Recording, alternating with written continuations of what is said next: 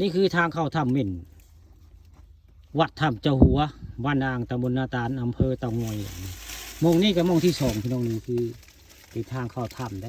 ลมแต่มาแต่เม่นเข้าว่าง่ายนี่คือทางเข้าถ้ำเม่นบ้านนางตำบลนาตาลอำเภอเตางอยอย่างนี้ตอนบ่ายใกล้ค่ำวันนี้ผู้ข้าปาตะคำผสมพามาชมถ้ำได้ถ้ำเม่นบ้านนางตำบลนาตาลเม่นก็เป็นได้เม่นบ่เม่นมันมีเล็กในนี่นะกระโตมันพี่น้องนี่เพิ่นมีอันป้องกันโตได้อันเม่นนี่ถ้ำเม่นบ้านนางนี่มีหม่องเดียวพี่น้องอยู่บริเวณป่ายางบ้านนางตำบลนาตาลอยู่ใต้บริเวณวัดถ้ำเจ้าหัวได้นี่คือทางเข้าถ้ำเม่นแหละนี่ตอนบ่ายใกล้ค่ำวันนี้พาเบิ่งทางเข้าถ้ำเม่นได้นี่ถ้ำเม่นหม่องนี่หม่องนึงได้มันมี2หม่องในทางเข้านี่แหละคือเป็นทางถ้ำเม่นอยู่ในนี่ได้นี่เม่นที่มีเล็กในลำเล่มันแหละคือเม่นล่ะนะตัวดำๆดอกนี่แหละคือถ้ำเม่น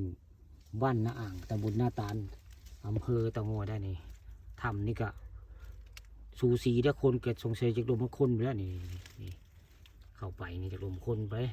มันจะเป็นทางได้เลี้ยวซ้ายก็มีได้เลี้ยวขวาก็มีได้นี่แหละคือทางเข้าถ้ำเม่นบ้านนาอ่างตำบลนาตาลอำเภอเตางอยและผู้ข้าสมุข้าเข้าดอกมื้อนี้เอาภาพบริเวณถ้ำเม่นมาให้เบิ่งมาชมนี่ก็คือเป็น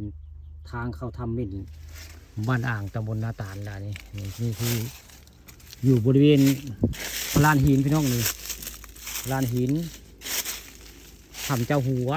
บ้านอ่างตำบลนาตาลได้มันจะมีลานหินแบบนี้แหละนี่ด้านทางเทิงของถ้ำเม่นแหละนี่เม่นอยู่ในถ้ำนี่แหละนี่แหละถ้ำเม่นบ้านอ่างตำบลนาตาลอำเภอเตางอยได้ผู้ข้าปลาตะคำผสมมานี่มาบริเวณถ้ำเม่นพี่น้องมานี่แล้วก็มานี่ก็จะเห็นได้นี่เห็นขี้สูดหน้าถ้ำได้นี่มีได้นี่คือขี้สูดแข็งหน้าถ้ำนี่ขี้สูดเลยนี่อยู่ในหน้าถ้ำเลยไปใช้ก็เห็นดีได้ขี้สูดหน้าถ้ำมันไม่ดินเพียงได้ขี้สูดหน้าผาพี่น้องอยู่บริเวณถ้ำเจ้าหัวกระเม็ดนี่วัดถ้ำเจ้าหัวบ้านนางตำบลนาตาลมีถ้ำเม่นได้ทางใต้